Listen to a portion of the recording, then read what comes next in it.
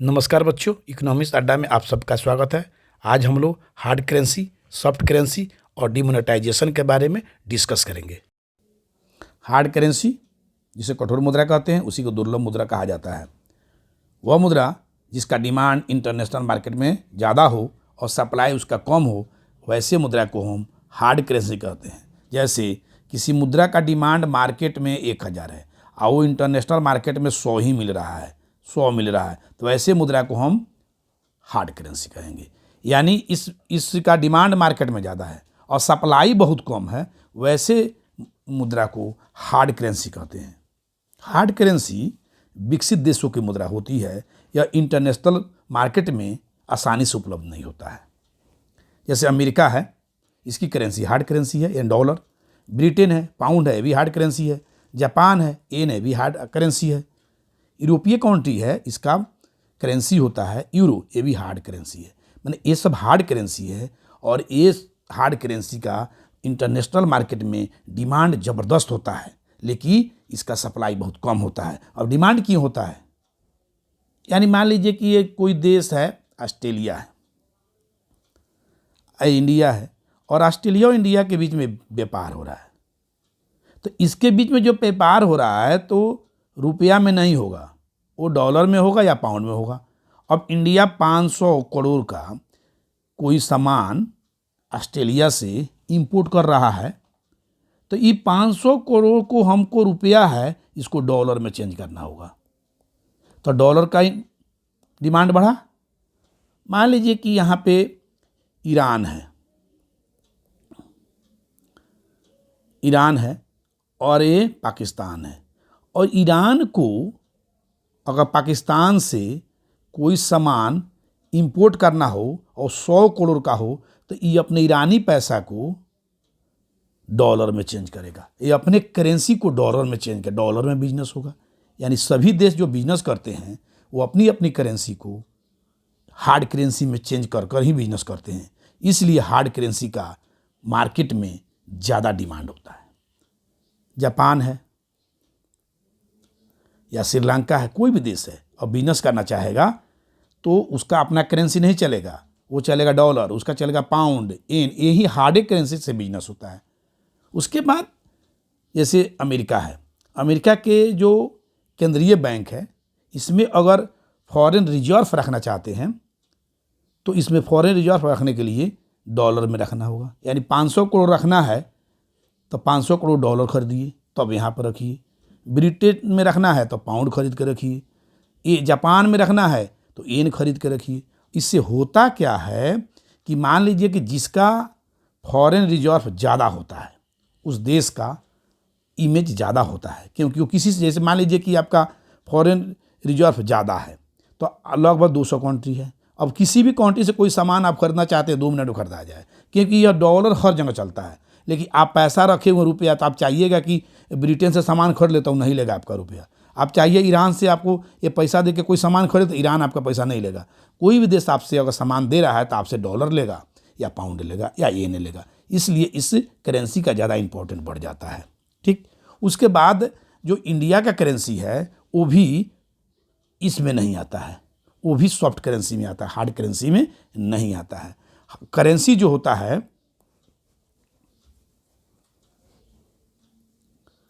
इन सब करेंसी में को ही फॉरेन रिजर्व में रखा जाता है, इसलिए इस करेंसी का यानी हार्ड करेंसी का ज़्यादा डिमांड मार्केट में होता है। इसी करेंसी में व्यापार होता है, इसलिए इस करेंसी का इंटरनेशनल मार्केट में ज़्यादा डिमांड होता है। अब सॉफ्ट मुद्रा है, नरम मुद्रा है, इसका डिमांड बहुत कम होता है और सप्लाई ज़्यादा होता है। अब इंटरनेशनल मार्केट में इसका डिमांड 100 का है और मिल रहा है लाखों में, तो इसका वैल्यू नहीं होता है। कारण कि विकसित देशों का ही करेंसी होता है, इंटरनेशनल मार्केट में आसानी से उपलब्ध होता है, इसमें व्यापार नहीं हुआ। मान लीजिए कि ये पाकिस्तान है, इसका मुद्रा है, ठीक है, इसका मुद्रा है, और पाकिस्तान बिजनेस करना चाहता है, इसके पास मुद्रा है, अभी बिजनेस कर ही नहीं सकता है, तो इसका मुद्रा रहने से न रहने से क्या फ़ायदा है? इसलिए इसका मुद्रा कोई खरीदेगा नहीं। अब पाकिस्तानी मुद्रा हम खरीद लिए, हम जाके ईरान में मार्केटिंग करना चाहते हैं, वो पैसा वहाँ चल ही नहीं रहा है, तब पाकिस्तान का मुद्रा कोई खरीदेगा? अब इंडिया का मुद्रा है, इसको कोई खरीद लिया, ऑस्ट्रेलिया खरीद लिया, इंडियन रुपीज कहीं चल ही नहीं रहा है, इंडिया रुपीज विदेश में किसी देश में चल ही नहीं रहा है, तो कोई इंडियन रुपीज क्यों खरीदेगा? इसलिए सॉफ्ट मुद्रा को कोई लेता ही नहीं है, इसलिए इसका डिमांड मार्केट में कम है, इसलिए वैल्यू कम होता है। मान लीजिए कि अब इंडिया का रुपया ले लिए, ऑस्ट्रेलिया ले लिया, 500 करोड़ ले लिया, अब 500 करोड़ रुपया ले लिया, इस 500 करोड़ के चाह रहा है कि यहाँ पे जापान से कोई सामान खरीदना चाहता है तो जापान ही रुपया का ले ही नहीं रहा है, कह रहे नहीं इसको हमको लेने की आवश्यकता नहीं, हमको हार्ड करेंसी लेंगे, तो ये रुपया का इंपॉर्टेंट हो गया। इसलिए विकासशील देश के जो करेंसी होता है उसमें सबसे पहली बात है कि तो व्यापार नहीं होता है, जो जिसमें व्यापार नहीं उस करेंसी का कोई इंपॉर्टेंट नहीं होगा, इंटरनेशनल में कोई उसका इंपॉर्टेंट नहीं होगा। किसी करेंसी को फॉरेन रिजर्व में भी नहीं सकता, आपके पैसा को कोई करेंसी कोई रिजर्व में भी नहीं रख सकता है, तो आपके रिजर्व में भी जो पैसा नहीं रख सकता है, आपका पैसा का जब व्यापार भी नहीं कर सकता है, तो आपका पैसा के इंटरनेशनल मार्केट में कोई वैल्यू होगा ही नहीं। इसलिए जो सॉफ्ट करेंसी होता है, नरम मुद्रा होता है, इसका इंटरनेशनल मार्केट में कोई इमेज नहीं होता है, वह अपने अपने देश में ही मुद्रा का ज़्यादा प्रचुरता से इमेज होता है, इंटरनेशनल में इसका कोई ज़्यादा डिमांड नहीं होता है, ज़्यादा कोई मांग नहीं होता है। इन सब करेंसी का फॉरेन रिजर्व नहीं रखा जा सकता है, सॉफ्ट करेंसी में उतार चढ़ाव ज़्यादा होता है।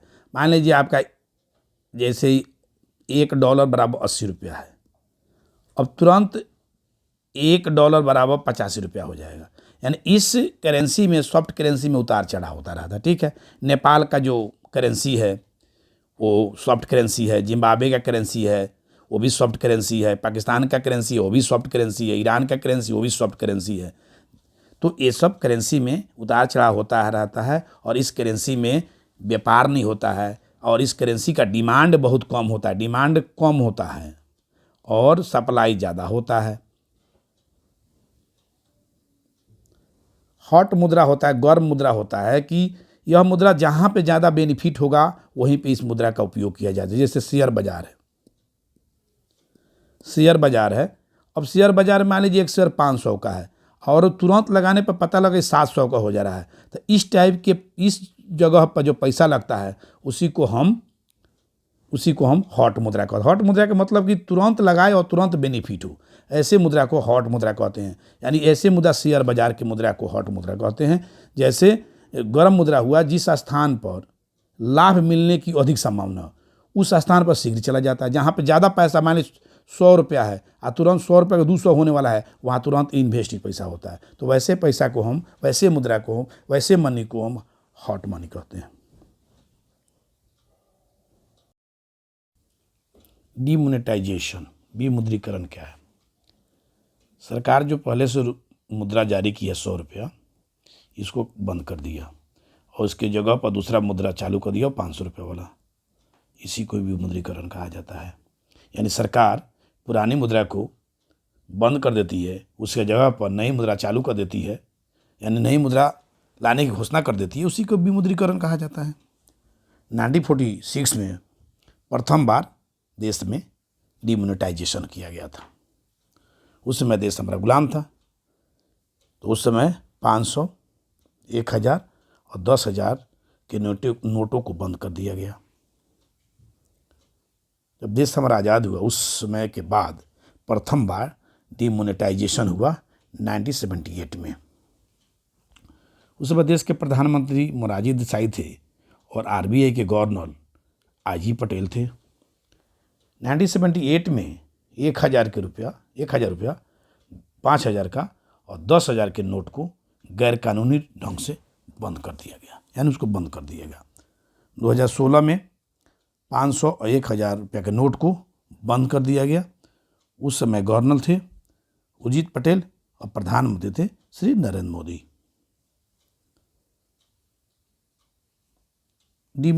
डीमोनेटाइजेशन से क्या बेनिफिट है, क्या फ़ायदा है? काला धन बाहर आ जाता है, ठीक है। आतंकवाद और नक्सल में कमी आता है, ये भी ठीक है। मान लीजिए आतंकवादी को 100 करोड़ रुपया था, इसको बोम बारूद खरीदता था, ये पैसे ख़त्म होगा तो बोम बारूद खरीदाएगा नहीं, तो इसमें कमी आ जाएगा, टैक्स अधिक प्राप्त होगा, मकान सस्ते हो जाएंगे। अब मान लीजिए कि मकान महंगा था, लोग के पास पैसा है ही नहीं, तो मकान सस्ता बेचना पड़ेगा ना, सब सामान सस्ता होने लगा क्योंकि पैसा ही नहीं है। भ्रष्टाचार में कमी हो जाएगी, भ्रष्टाचार में कमी हो जाएगी। मान लीजिए जहाँ पे घूस लिया जाता था 5,000, अब पैसा है ही नहीं तो घूस कहाँ से उतना देंगे, कमी आ जाएगा। जो नकली नोट है उसकी संख्या कम हो जाएगी। मान लीजिए नकली नोट था और उसको बंद कर दिया गया, तो फिर से नकली नोट को छापना पड़ेगा ना, तो मार्केट में लेट से आएगा ना, फिलहाल तो कमी आ जाएगी। अब इसके नुकसान बताइए।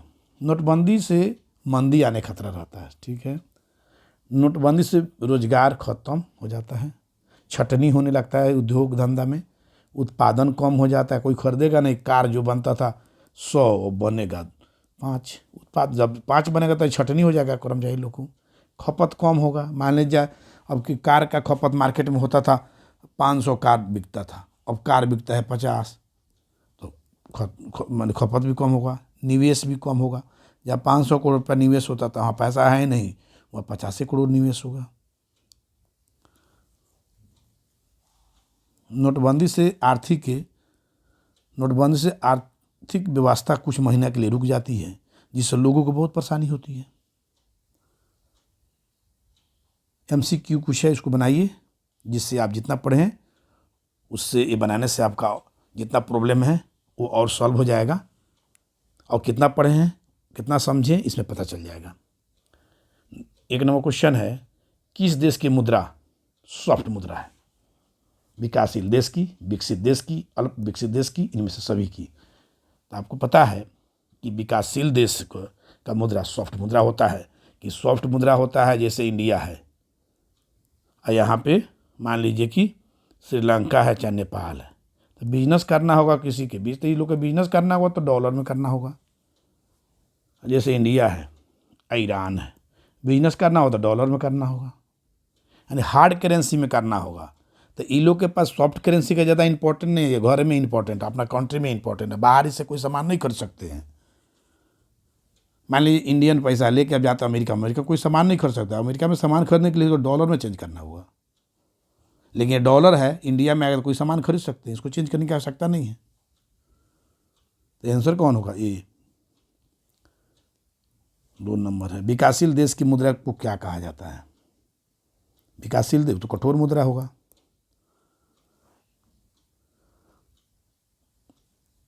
कठोर मुद्रा होगा। और ये है 3 नंबर, विदेशी मुद्रा भंडार किस प्रकार की मुद्रा में रखा जाता है? कठोर मुद्रा, हार्ड करेंसी बताया था ना, हार्ड करेंसी इसी में व्यापार होता है, यही फॉरेन एक्सचेंज में फॉरेन रिजर्व में रखा जाता है। सॉफ्ट करेंसी कहा जाता है डिफिनेशन, जिसका डिमांड ज़्यादा हो। डिमांड इसका तो ज़्यादा होता ही नहीं है, डिमांड कम हो और सप्लाई ज़्यादा हो, उसी को। जैसे मान लीजिए हार्ड करेंसी है, हार्ड करेंसी का डिमांड ज़्यादा होता है और सप्लाई कम होता है। डिमांड ज़्यादा होता है इसका, सप्लाई कम होता है। नॉर्म सॉफ्ट करेंसी का होता है, डिमांड इसका ज़्यादा है, इसका डिमांड है ही नहीं, लेस है, और सप्लाई ज़्यादा है, यानी डिमांड इसका कुछ नहीं है, सप्लाई ज़्यादा है। पाकिस्तान, बांग्लादेश, जिम्बाब्वे की मुद्रा किस प्रकार का है? ये तो नर्म मुद्रा है। अमेरिका, जापान, यूरोपीय देशों की मुद्रा कैसी है? ये तो हार्ड है। हार्ड क्यों? क्योंकि इस सब देश के करेंसी से ही हम व्यापार कर सकते हैं, आप फॉरेन रिजर्व भी रख सकते हैं। अगर कोई व्यापार होता है तो इसी देश के करेंसी से होता है, इसलिए हार्ड करेंसी होता है।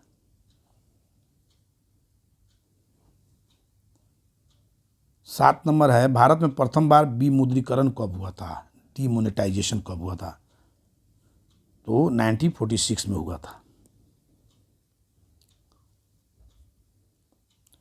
8 नंबर क्वेश्चन है, 500 रुपये का नोट और 1000 रुपये के नोट जो है कब बंद कर दिया गया था?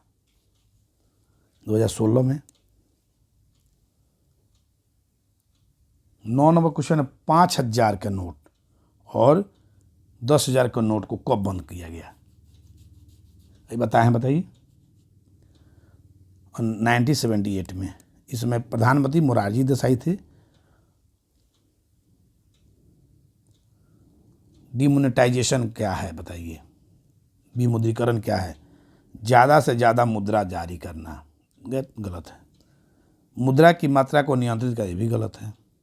पुरानी मुद्रा को समाप्त कर देना, जो पहले से 100 रुपये चल रहा था ना, इसको समाप्त कर देना। यानी पहले से जो मुद्रा हम चल रहा था ये 100 रुपया, इसको ख़त्म कर देना। नया वाला मुद्रा जैसे 500 रुपया है, इसको चला देना, नई मुद्रा जारी कर देना। इसी को विमुद्रीकरण कहते हैं।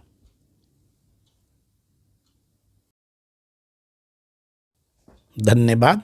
अगर आपको ये सेशन अच्छा लगा हो तो लाइक कीजिए और सब्सक्राइब कीजिए।